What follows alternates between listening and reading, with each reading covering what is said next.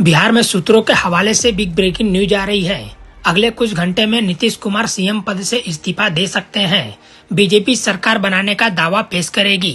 BJP की ओर से मुख्यमंत्री के लिए रविशंकर प्रसाद का नाम होगा।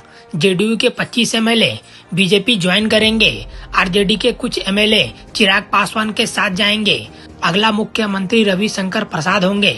2 डिप्टी सीएम आरजेडी और जेडीयू के एक। क्या बिहार में सरकार गिर जाएगी? नीतीश कुमार भाजपा के साथ जाएंगे? इन दिनों ऐसे सवाल आम और खास लोगों के बीच किए जा रहे हैं। कारण राजनीतिक बयानबाजी और बड़े नेताओं की गतिविधियां हैं। सरकार को लेकर बड़े बड़े राजनीतिक दावे किए जा रहे हैं। महाराष्ट्र में राजनीति उठापटक के बाद अब बिहार की हलचल तेज हो गई है।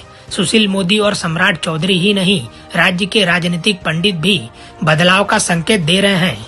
बिहार में राजनीतिक हलचल तब तेज हो गई जब मुख्यमंत्री नीतीश कुमार जेडीयू के विधायकों और सांसदों से 1-to-1 मुलाकात करने लगे। इस घटनाक्रम के बाद सरकार में टूट की चर्चा तेज हो गई।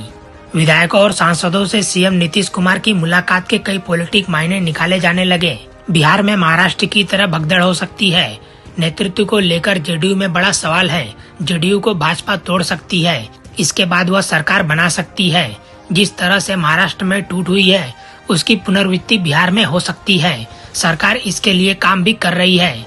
नेताओं के बयान भी इस बात की पुष्टि कर रहे हैं।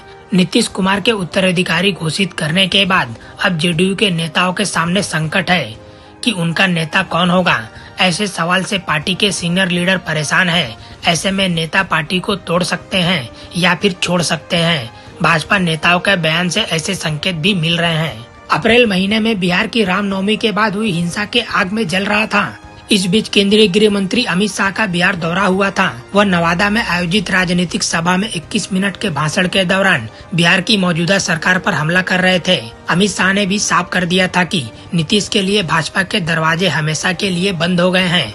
अमित शाह ने उसी समय संकेत दे दिया था कि लोकसभा चुनाव के बाद राज्य की गठबंधन सरकार गिर जाएगी।